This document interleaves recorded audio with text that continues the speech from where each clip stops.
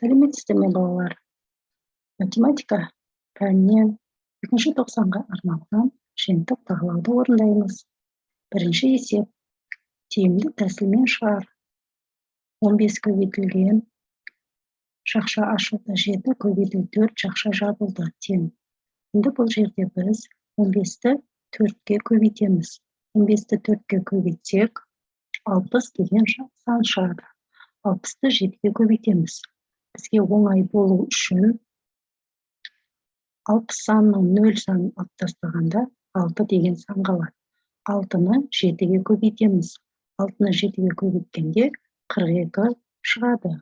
42-ның артына бағанағы 0-ді қойсақ, бізде 420 деген сан шығады. Демек, біз осылай тиімді тәсілмен шығарсақ болады екен. Келесі 720 бөлу шақша ашылды 9 бөлу 5 шақша жабылды тең. Демек, бұл жерде біз ең бірінші 720-ны 9-ға бөлетін боламыз. Балалар, біз ол үшін 720 деген саннан 0 санын алып тастасақ, 72 деген сан болады.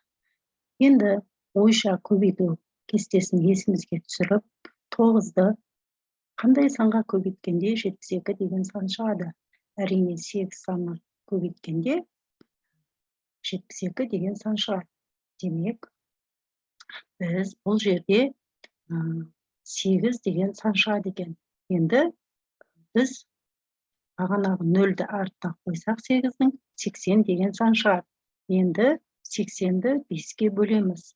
80-ді 5-ке бөлгенде 16 деген сан шығады екен балалар. Демек, жауабы 16. Екінші есеп. Баған түрінде жазып шығар. Балалар, міне мен сендерге баған түрінде жазуды көрсетіп қойдым. 1235 көбейту 248. Міне, біз баған түрінде осылай жазамыз. Яғни, көбейткенде ең соңғы сандардан бастап көбейтеміз. 5-ті 8-ге көбейтсек 40, яғни соңғы саны 0-ді жазамыз, 4-ті ойға қоямыз. 8-ді 3-ке көбейтсек 24, ойдағы мен 28, 2 ойда болады. 8-ге 2-ні көбейтсек 16, ойдағы 2 мен 18. Енді 8-ді 1-ге көбейтсек 8, ойдағы 1 мен 9 жазамыз. Келесі, енді 4 деген санды көбейтіп бастаймыз. 4-ті 5-ге көбейтсек 20, келесі бір сан тастап, келесі санның астына жазамыз, 8 санның астына жазамыз. 2-сі ойда. 4-ті 3-ке көбейтсек 12, ойдағы 2 мен 14, бір ойда болады. 4-ті 2-ге көбейтсек 8, ойдағы 1 мен 1-ді қосамыз, 9 болады. Енді 4-ті 1-ге көбейтсек 4 болады. Келесі 2 санын көбейтеміз. 2-ні 5-ке көбейтсек 10, 1 ойда. 2-ні 3-ке көбейтсек 6, ойдағы 1 мен 7. 7 болады. 2-ні 2-ге көбейтсек 4, 2-ні 1-ге көбейтсек 2 болады. Енді біз осы сандардың барлығын қосып шығамыз. Міне, ең соңғынан бастап қосып бастаймыз. 0. Астында ештеңе жоқ болғаннан кейін 0 төменге түседі. 8-ді 0-ге қоссақ 8 болады. 8-ге 4-ті қоссақ 12, 0-ді қоссақ сол өзі санның сол өзі шығады. Демек 2-ні жазамыз, 1-ін ойға қоямыз.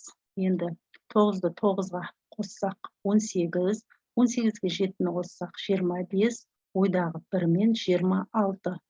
2 санын ойға қоямыз. Демек 4-ге 4-ті қоссақ 8, ойдағы 2 мен 10, 0-ін жазамыз, 1-ін ойға қоямыз. Енді 2-ның өзі ойдағы 1-ді қоссақ 3. Демек, бізде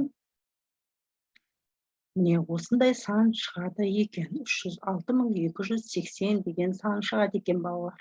Келесі, қалдықпен бөлуді орында дейді.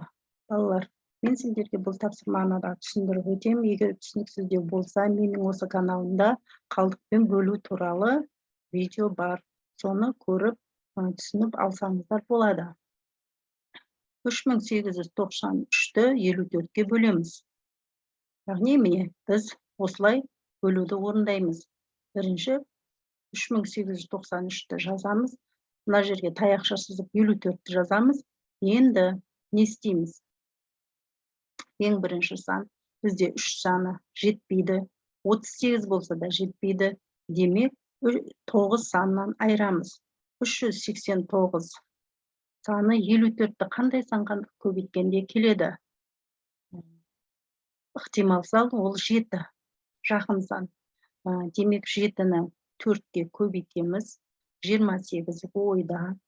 7-ні 5-ке көбейтеміз, 35 ойдағымен 37. Демек, енді біз аламыз. Астына жазып аламыз. Демек, 9-дан 8-ді алсақ 1 қалады, 8-ден 7-ні алсақ 1 қалады, 3-тен 3-ті алсақ 0. Демек, 11 деген сан, кешіресіздер, 11 деген сан жетпейді.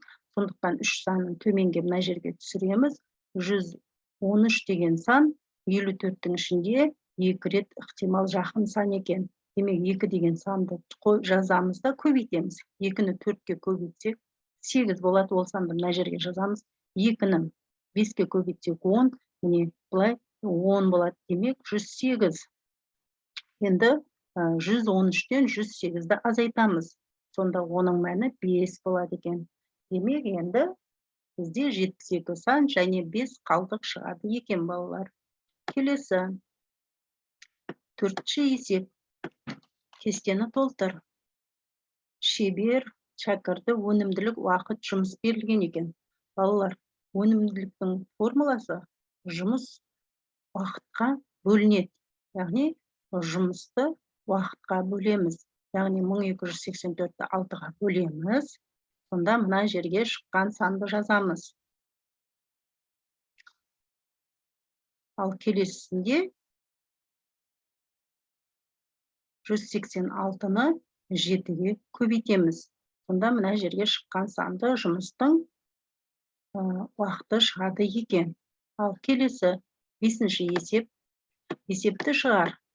Бір қаладан бір мезгілде қарама-қарсы бағытта 2 автобус жолға шықты.